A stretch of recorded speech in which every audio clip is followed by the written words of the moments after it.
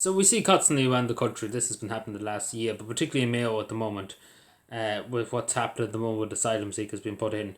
Now the government have said, particularly in this place in Mayo, and quite, like it's around the whole country basically, I can name off 100 at the top of my head, but particularly in this place in Mayo, they said it wasn't going to be 50 men, it was going to be families. But the simple reality here, and I might as well tell you the truth, it's a sad reality, that I actually have to say this, and I have to say, X, Y, and Z. But you simply cannot trust the government. You simply cannot trust the Department of Taoiseach, that all the government departments. You simply cannot trust. The last 2 years now, the government have just lied through their teeth, uh, blatantly to the Irish people, with no apologies whatsoever, not in the best interest of the state. They've been just trying to gaslight people and just shut down debate. So they're literally, if the truth slapped them in the face, they simply wouldn't tell you the truth. Let's put it that way. They literally at this stage you could not trust them to say the sky is blue. You would have to actually look. If Leo Varadkar said the sky is blue, you'd be totally honest. If he said that to me, I would actually have to go and look to see if he's white. Because it's got to a point now where you just Irish people have a hard thing of saying, oh, we give them the benefit of the doubt. We give too much of the benefit of the doubt over the last year or two from the government and from different political organisations and even the government departments. They've just lied constantly through their teeth many times, hundreds of times over.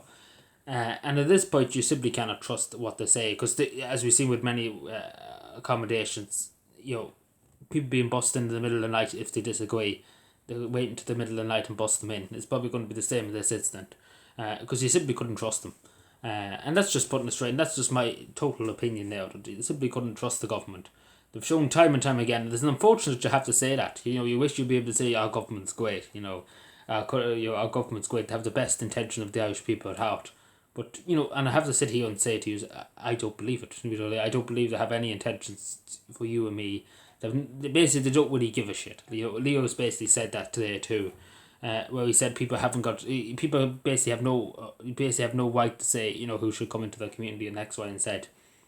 And I talked about this before, but if your family have literally grew up in that town and you're there fucking hundreds and hundreds of years, going back donkey's years, and you built a house there, you bought a house there, you've contributed to the community over many years, let's put it that way, and your father and your mother contributed to that community, and you're an integral part of the community, involved in different community organisations, and the community as a whole has a right to decide, who get what goes on in the community technically, because it's the same with any community development. The community at the end of the day, it's not the local authorities, the government, NGOs. They don't have. It's not them that decides.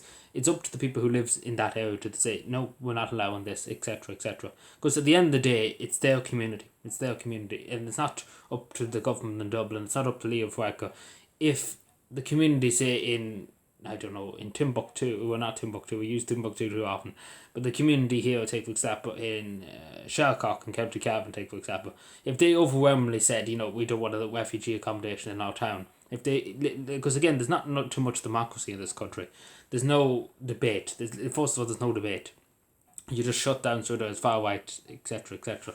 And literally is no debate. You just literally say one word and you're called far right and extremist and next one said. And it's not extremist because if we truly value democracy, this is the thing. We should be open for debate, and regardless of what it is, it has to be debate in a democracy. For a healthy democracy, for a functional democracy, it has to be debate. And first of all, the people's voice has to be listened to. And in my opinion, I said it many times, I'm a great believer in the people having a vote, the people in that local area voting in a community meeting, take for example, and saying, unreservedly, this is our votes, yes, no, whatever. This is the answer. Take this to Dáil Éireann. That's the end of it. That should be the way it is. But in this country, it's the opposite way. It's whatever the government says. Unelected bureaucrats too, into the Department of Immigration, which have no fucking, haven't got a mandate from hell. Let's put it that way. But at least we can blame ourselves for Leo Varadkar and the rest of the politicians, because at the end of the day we did elect them. But there is unaccountable bureaucrats, NGOs, etc., that are not accountable to anybody. They're simply not accountable to anybody, and that's not good enough. But yeah, I just say to people, I hate it, and again, I don't like to say that I don't trust the state and I don't trust the government.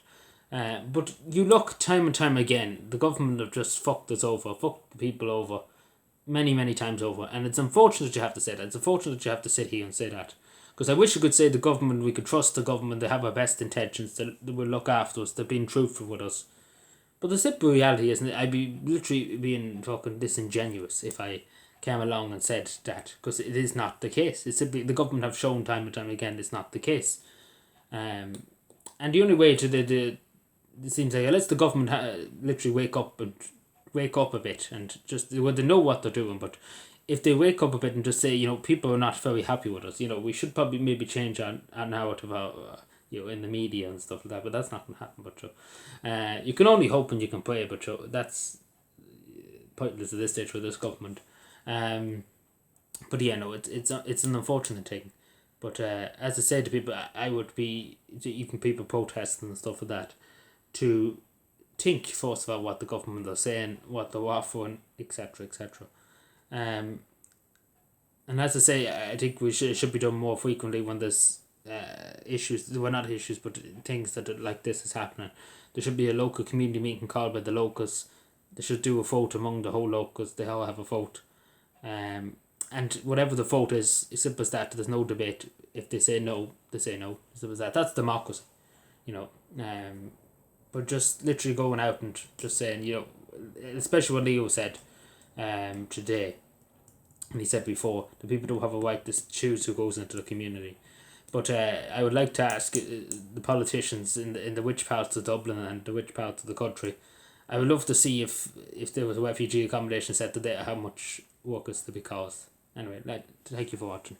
Bye.